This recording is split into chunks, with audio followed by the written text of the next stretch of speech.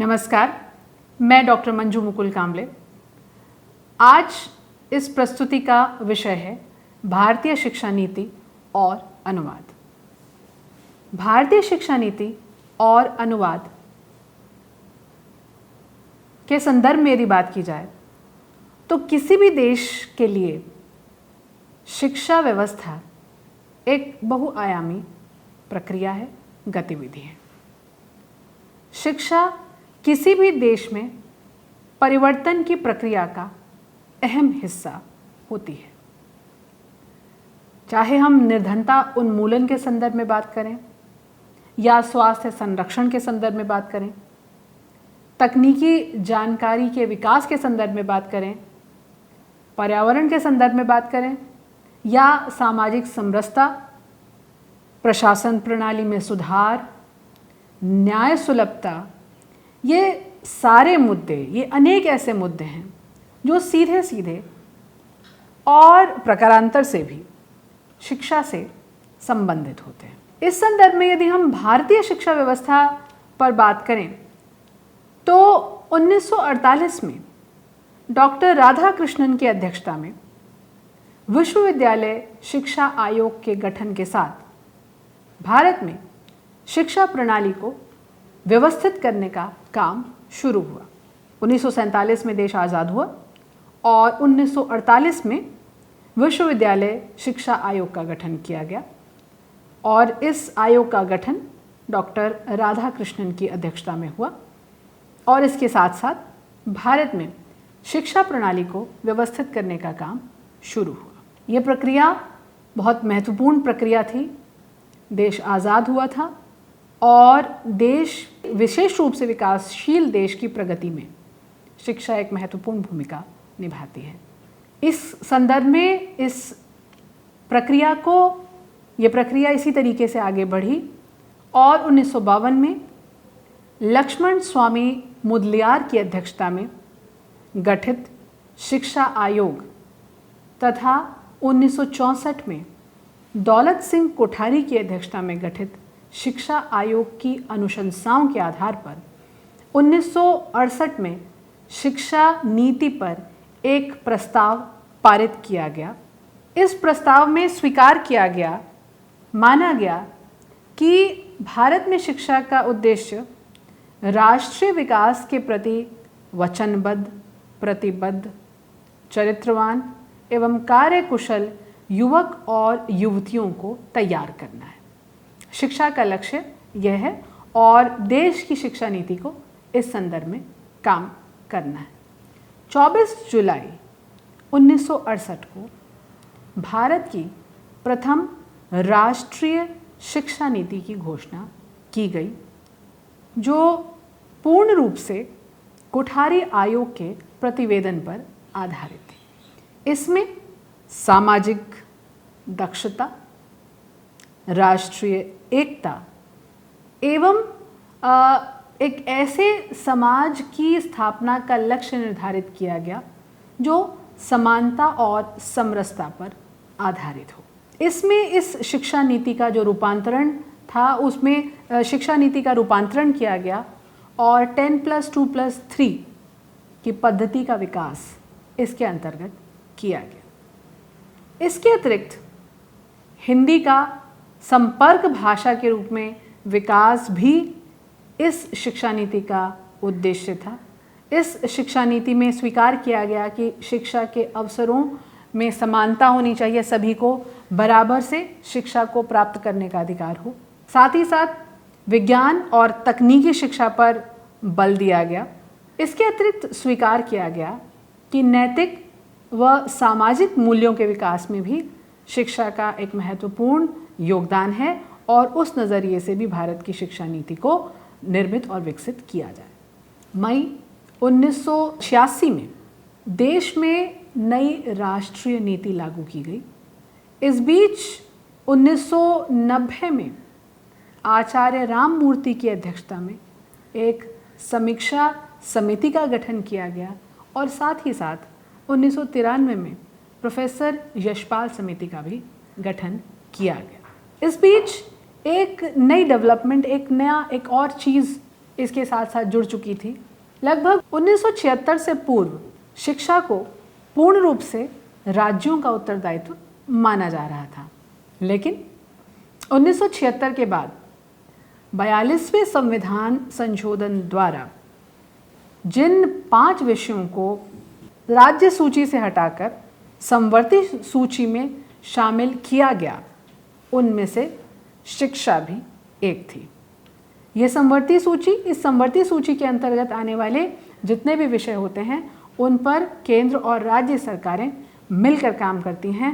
इस तरीके से समवर्ती सूची में आने के बाद शिक्षा एक ऐसा क्षेत्र बन गया जिसमें केंद्र और राज्य सरकार दोनों मिलकर काम करेंगी।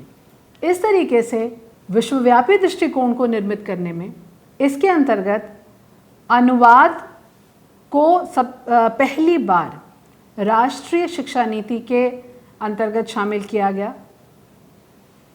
इसको लेकर इसके लगभग 17 वर्ष के पश्चात अगस्त 1985 में एक दस्तावेज जारी किया गया, शिक्षा की चुनौती नीति संबंधी परिप्रेक्ष्य। ये जो दस्तावेज था, इस पर देशव्यापी बहस की गई और एक देशव्यापी बहस के उपरांत इस विषय पर जो बातें निकल कर आईं, उसके आधार पर राष्ट्रीय शिक्षा नीति 1986 प्रकाश में आई। इस शिक्षा के अंतर्गत प्रत्येक चरण पर दी जाने वाली शिक्षा का न्यूनतम स्तर तय किया गया। साथ ही साथ इसके अंतर्गत ऐसे उपाय किए जाना निर्धारित किया गया जिससे विद्यार्थी देश के विभिन्न भागों की संस्कृति, परंपराओं और सामाजिक व्यवस्था को समझ सके। इस तरह से संपर्क भाषा को बढ़ावा देने वाली पुस्तकों का दूसरी भाषा में अनुवाद करना और साथ ही साथ बहुभाषी शब्दकोश और शब्दावलियों के प्रकाशन के लिए भी इस कार्यक्रम में निर्देश जारी किए गए कि भारत भर की अलग अलग भाषाओं में अनुवाद किए जाएं और साथ ही साथ बहुभाषी शब्दकोश और शब्दावलियों का प्रकाशन भी किया जाए। इस नीति में स्वीकार किया गया कि जीवन शिक्षा शैक्षिक प्रक्रिया का मूलभूत लक्ष्य है और इस तरीके से सार्वजनिक साक्षरता उसका अभिन्न पहलू है। इस तरह से इस शिक्षा नीति के तहत मुक्त शिक्षा, खुली शिक्षा तथा दूरस्थ शिक्षा से संबंधित अनेक प्रावधान किए गए। इस शिक्षा नीति के अंतर्गत प्रत्येक चरण पर दी जाने वाली शिक्षा का न्यूनतम स्तर तय किया गया और इस तरीके से ये निर्धारित किया गया कि अनुवाद भारतीय शिक्षा नीति में एक अहम भूमिका निभा सकता है और उसके अंतर्गत विभिन्न शब्दावलियों और शब्दकोशों का निर्माण और विकास करना भारत की शिक्षा नीति का अहम हिस्सा हो गया। तो इस तरीके से भारतीय शिक्षा व्यवस्था भारतीय शिक्षा नीति के अंतर्गत धीरे धीरे विकास की ओर अग्रसर हुई। इसके उपरांत लंबे समय बाद 31 मई 2019 को डॉक्टर कस्तूरी रंगन समिति ने नई शिक्षा नीति का पुनः मसौदा तैयार किया और इस मसौदे को मानव संसाधन मंत्रालय को सौंपा। इस रिपोर्ट के आधार पर नई शिक्षा नीति 2020 को कैबिनेट की मंजूरी 29 जुलाई 2020 को मिली। इस नीति के अंतर्गत शिक्षा को लेकर कई परिवर्तन प्रस्तावित किए गए। इस नीति की सबसे बड़ी विशेषता यह है कि स्कूली शिक्षा, उच्च शिक्षा के साथ साथ कृषि शिक्षा, कानूनी शिक्षा, चिकित्सा शिक्षा और तकनीकी शिक्षा जैसी व्यावसायिक शिक्षा को भी इसके दायरे में लाया गया। इसके साथ साथ शिक्षा का जो अधिकार है उसका जो कानूनी दायरा है उसको बढ़ाते हुए प्राथमिक और माध्यमिक शिक्षा से लेकर 12वीं कक्षा तक की शिक्षा को इसमें शामिल किया गया।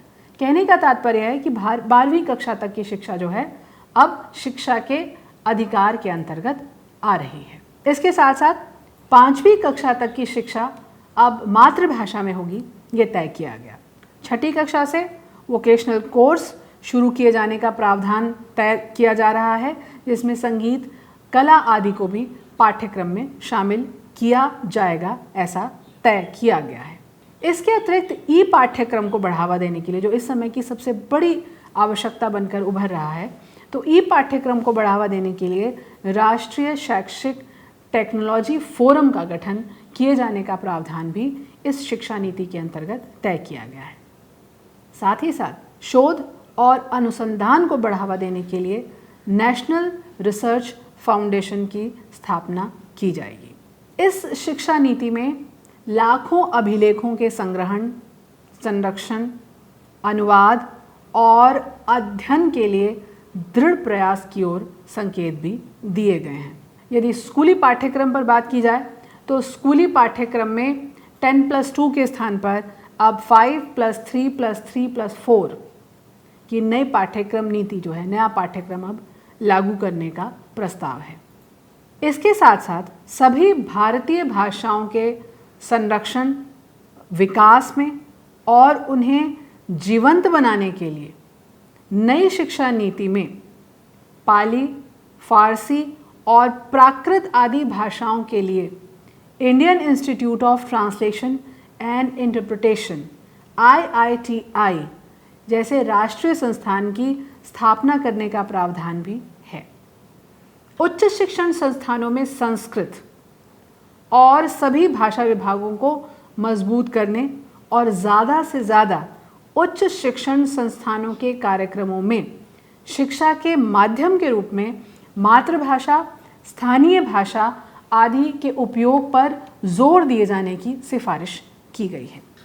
वस्तुतः इस मुद्दे पर यदि बात की जाए तो ज्ञान अर्जन और अधिगम की प्रक्रिया में मातृभाषा, स्थानीय भाषा अहम भूमिका निभाती है। भाषा एक ओर शिक्षा प्राप्ति का माध्यम है, साथ ही साथ दूसरी ओर भाषा अपने आप में एक पूर्ण अध्ययन क्षेत्र भी है। और यदि भारत के संदर्भ में बात की जाए तो भारत जैसे बहुभाषी और बहुसांस्कृतिक देश में शिक्षा नीति के माध्यम से राष्ट्रीय एकता स्थापित की जा सकती है। और यदि इसी संदर्भ में बात की जाए तो इसमें भाषा का महत्व अपने आप में स्वयं सिद्ध है। इस तरह इस भाषा, जो अब भाषा नीति आ रही है, इस भाषा नीति में मातृभाषा व स्थानीय भाषाओं के माध्यम के रूप में स्वीकार किए जाने पर जो एक रूप में द्विभाषी पाठ्यक्रम प्रस्तावित होने जा रहे हैं,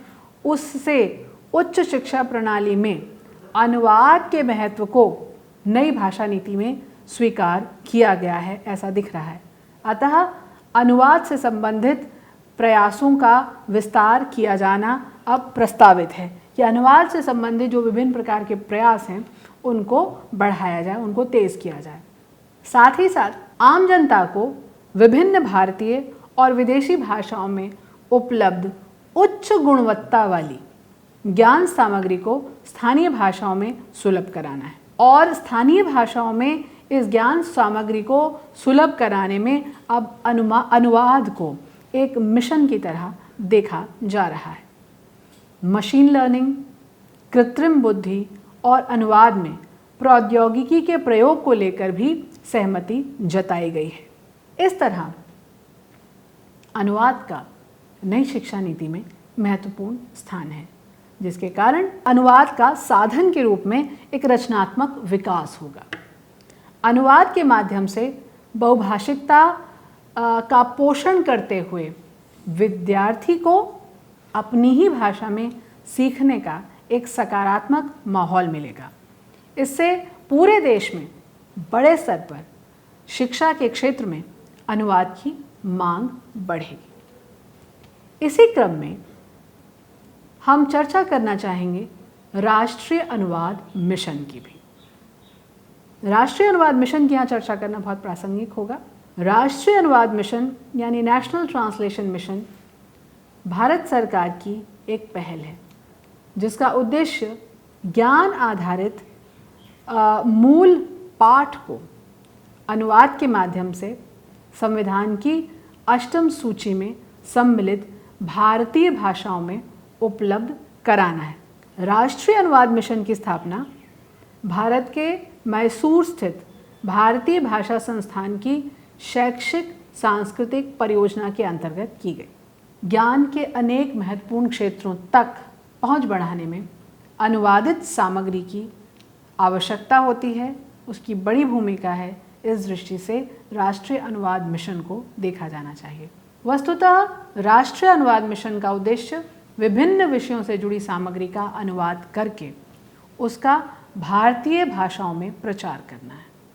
अनुवाद के माध्यम से भारतीय भाषाओं में विभिन्न विषयों से संबंधित जो मूल पाठ है, उस मूल पाठ का एक उच्च कोटि का कॉर्पस तैयार करना राष्ट्रीय अनुवाद मिशन का उद्देश्य है। इसके अतिरिक्त शब्दकोश, विश्वकोश जैसे उच्च कोटि के अनुवाद साधनों का निर्माण करना और साथ ही साथ वैज्ञानिक एवं तकनीकी शब्दावली का सृजन और विकास करना भी राष्ट्रीय अनुवाद मिशन का उद्देश्य है। अनुवाद मेमोरी, शब्द खोजकर्ता, वर्डनेट इत्यादि से संबंधित सॉफ्टवेयर के विकास और अनुसंधान के लिए प्रोत्साहन भी इस संस्था का उद्देश्य है, लक्ष्य है। इसके अतिरिक्त अल्पावधि अभिविन्यास कार्यक्रम और पाठ्यक्रम के माध्यम से समय समय पर यह संस्था अनुवादकों का प्रशिक्षण भी करती रहती है। इसके अतिरिक्त अनुवादकों के लिए आधिकारिक मान्यता व प्रशिक्षण अनुसंधान प्रयोजना के लिए अध्येता वृत्ति और अनुदान भी इस संस्था का उद्देश्य है। अंग्रेजी तथा भारतीय भाषाओं के मध्य एक भारतीय भाषा और विश्व के प्रमुख भाषाओं के मध्य मशीनी अनुवाद और मशीन संसाधित अनुवाद का प्रोत्साहन भी इस मिशन का लक्ष्य है, उद्देश्य है। राष्ट्रीय अनुवाद मिशन की यदि कार्य योजनाओं पर बात की जाए तो इसकी कार्य योजनाओं का केंद्र सर्वप्रथम ग्रामीण एवं कमज़ोर वर्ग के छात्र व छात्राएं हैं, जिनकी पहुंच उन विषयों की जानकारी और ज्ञान तक नहीं हो पाती जो अधिकांशतः अंग्रेजी में उपलब्ध है। विभिन्न औपचारिक तथा अनौपचारिक तौर पर शिक्षण से जुड़े शिक्षक भी इस मिशन का हिस्सा बन सकते हैं। इसके अतिरिक्त लोक स्वास्थ्य, लोकाधिकार, पर्यावरण, लोकप्रिय विज्ञान आदि से जुड़कर काम करने वाले गैर सरकारी संगठन भी इस मिशन में शामिल हैं, होते रहते हैं। साथ ही साथ दुभाषियों और आशु अनुवादकों की खोज करने वाले व्यक्ति और निजी अधिकरण भी इस मिशन के साथ सहयोग करके अपनी आवश्यकताओं की पूर्ति करते हैं। उनका सहयोग भी मिशन इस क्षेत्र में करता है। सामान्य जनता को साहित्यिक एवं ज्ञान आधारित पाठ को उनकी अपनी भाषाओं में जो दुनिया भर के ज्ञान को, वैश्विक ज्ञान को अपनी भाषा में पढ़ने के लिए उत्सुक है, ऐसी सामान्य जनता भी इस मिशन के साथ जुड़कर मिशन का केंद्र ऐसी जनता है। इसके साथ साथ आकाशवाणी, दूरदर्शन और सिनेमा के क्षेत्र में विभिन्न भाषाओं के प्रसारण के लिए अनुवाद की आवश्यकता पड़ती है और इस आवश्यकता की पूर्ति में भी राष्ट्रीय अनुवाद मिशन महत्वपूर्ण भूमिका निभाता है। क्षेत्रीय भाषाओं के प्रकाशक और अनुवादक राष्ट्रीय अनुवाद मिशन की कार्य योजनाओं का हिस्सा बन सकते हैं। साथ ही साथ विभिन्न विश्वविद्यालयों एवं संस्थानों के अनुवाद विभाग एवं शोधकर्ता, अनुवाद सॉफ्टवेयर विकास एवं तुलनात्मक साहित्य के विद्वान, इनके लिए भी राष्ट्रीय अनुवाद मिशन के साथ जुड़कर काम करने की अनेक संभावनाएं मौजूद हैं। कुल मिलाकर शिक्षा एक प्रणाली है जिसके माध्यम से मनुष्य का सर्वांगीण विकास होता है। मनुष्य की संज्ञानात्मक क्षमता के विकास करने में, मनुष्य की बौद्धिक क्षमता के विकास करने में, उसके भीतर दक्षता का निर्माण करने में, साथ ही साथ मनुष्य की ज्ञान क्षमताओं, ज्ञान का अर्जन और अधिगम क्षमता के विकास में शिक्षा एक महत्वपूर्ण भूमिका निभाती है। शिक्षा के माध्यम से मनुष्य अज्ञानता के बंधनों से मुक्त होकर ज्ञान के प्रकाश में आता है। शिक्षा एक सौद्देश्य प्रक्रिया है जिसमें सीखने वाला विद्यार्थी, सिखाने वाला अर्थात अध्यापक, समय यानी कि वो समय सीमा, वो अवधि जिसके अंतर्गत एक पाठ्यक्रम पूर्ण होगा, साथ ही साथ पाठ्यक्रम और अध्ययन प्रणाली की निश्चितता के साथ साथ अपेक्षित लक्ष्य, जैसे विद्यार्थी का निश्चित ज्ञान की एक समय सीमा में विद्यार्थी को एक निश्चित ज्ञान प्राप्त हो जाए, उसके भीतर कौशल का विकास हो और योग्यता प्रदान करना आदि भी शिक्षा की प्रक्रिया में शामिल है। और इस प्रक्रिया पर यदि बात की जाए तो शिक्षा प्राप्ति का माध्यम भाषा होती है। इसी कारण विद्यार्थी में सर्वप्रथम भाषा व्यवहार की क्षमता को विकसित किया जाता है। इस क्षमता के विकसित हो जाने पर विद्यार्थी उन्हीं के माध्यम से, भाषा के माध्यम से ही विभिन्न विषयों का ज्ञान प्राप्त करता है। तो इस तरह शिक्षा के अर्जन और अधिगम में, ज्ञान प्राप्ति में, ज्ञान अर्जन और अधिगम में भाषा एक महत्वपूर्ण भूमिका निभाती है। विद्यार्थी को विभिन्न विषयों का ज्ञान, यहाँ ठहरकर इस पर भी बात की जानी चाहिए कि विद्यार्थी को जो विद्यार्थी के ज्ञान अर्जन की प्रक्रिया है, ज्ञान अधिगम की प्रक्रिया है, उसकी माध्यम भाषा क्या हो। इस संदर्भ में यदि चर्चा की जाए तो वस्तुतः विद्यार्थी उसी भाषा में ज्ञान अर्जन और अधिगम करने में सहज होता है जो भाषा उसे आती है। इस दिशा में दो काम किए जा सकते हैं। एक और विद्यार्थी को अधिक से अधिक भाषाएं सिखाई जाएं, उसे अधिक से अधिक भाषाओं को सीखने के लिए प्रेरित किया जाए। दूसरी ओर विद्यार्थी को उसी भाषा में पाठ्य सामग्री उपलब्ध कराई जाए जो उसकी शिक्षा का माध्यम है। शैक्षिक भाषाओं को, शिक्षा को स्थानीय भाषाओं में उपलब्ध कराने में, यदि हम इस संदर्भ में बात करें तो शिक्षा को स्थानीय भाषाओं में उपलब्ध कराने में अनुवाद की विशेष आवश्यकता पड़ती है। अनुवाद का शिक्षा माध्यम की दृष्टि से बहुत महत्व है। यह महत्व उस देश और काल के संदर्भ में और अधिक बढ़ जाता है जहां एक से अधिक भाषाओं के माध्यम से शिक्षा दी जाती है, और भारत इसका प्रत्यक्ष प्रमाण है, जहां विभिन्न प्रादेशिक भाषाएं शिक्षा के माध्यम के रूप में व्यवहार में लाई जाती हैं। भारत एक बहुभाषी राष्ट्र है। यहाँ हिंदी और अंग्रेज़ी के अतिरिक्त तमिल, तेलुगु, कन्नड़, मराठी, गुजराती, बांग्ला, असमिया, ओडिया आदि विभिन्न प्रादेशिक भाषाओं में भी शिक्षा ग्रहण करने की व्यवस्था है। बच्चे इन भाषाओं में स्कूली शिक्षा से लेकर कहीं कहीं उच्च शिक्षा तक भी प्राप्त करते हैं। इस तरह भारत जैसे बहुभाषी समाज में शिक्षा की व्यवस्था में अनुवाद की आवश्यकता होती है, अनुवाद की महत्वपूर्ण भूमिका है। अनुवाद यहाँ माध्यम से लेकर देश भर में पाठ्य सामग्री के स्तर को समानांतर रखने में एक बड़ी भूमिका निभाता है। अनुवाद के माध्यम से देश भर में पाठ्य सामग्री को समानता के स्तर पर लाया जा सकता है। साथ ही साथ शिक्षण सामग्री भी शीघ्रातिशीघ्र तैयार की जा सकती है। अतः शिक्षा में अनुवाद एक समानांतर चलने वाली प्रक्रिया है। शिक्षा में अनुवाद की आवश्यकता पर भी यदि विचार किया जाए तो शिक्षा में अनुवाद को दो स्तरों पर देखा जा सकता है, एक और माध्यम के रूप में, दूसरी ओर प्रक्रिया के रूप में। यहाँ विभिन्न भाषाओं के अध्ययन के माध्यम के रूप में देश की विभिन्न भाषाओं में पाठ्य सामग्री को उपलब्ध कराने की दिशा में अनुवाद महत्वपूर्ण कार्य करता है, माध्यम के रूप में कार्य करता है। साथ ही साथ यदि प्रक्रिया की दृष्टि से विचार किया जाए तो अनुवाद भाषा शिक्षण की प्रक्रिया की दृष्टि से एक प्रभावशाली तकनीक के रूप में भी उभरा है। विद्यार्थियों के लिए उनकी मातृभाषा में पाठ्य पुस्तकें तथा सहायक पाठ्य सामग्री तैयार करने में अनुवाद प्रक्रिया भी है और माध्यम भी है। इसके अतिरिक्त सामाजिक जागृति और राष्ट्र उत्थान के लिए चलाई जाने वाली अनौपचारिक शिक्षा जैसे प्रौढ़ शिक्षा, साक्षरता, सर्व शिक्षा अभियान आदि में भी अनुवाद का प्रयोग किया जाता है। इस तरह शिक्षा से अनुवाद का प्रत्यक्ष संबंध है। इस संबंध को विभिन्न आयामों से देखा जा सकता है।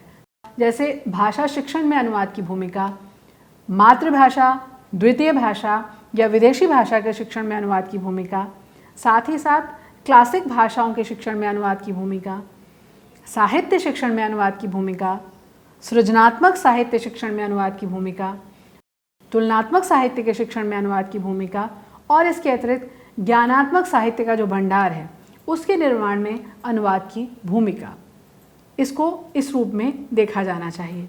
इसके अतिरिक्त पाठ्य सामग्री के निर्माण में अनुवाद की विशेष भूमिका होती है और इसी प्रक्रिया को यदि आगे लेकर चला जाए तो मूल्यांकन सामग्री के निर्माण में भी अनुवाद की विशेष भूमिका है। औपचारिक शिक्षा में तो अनुवाद का विशेष योगदान है, इसे भी समझे जाने की आवश्यकता है। इस तरह शिक्षा की प्रक्रिया और उद्देश्यों से अनुवाद का गहरा संबंध है।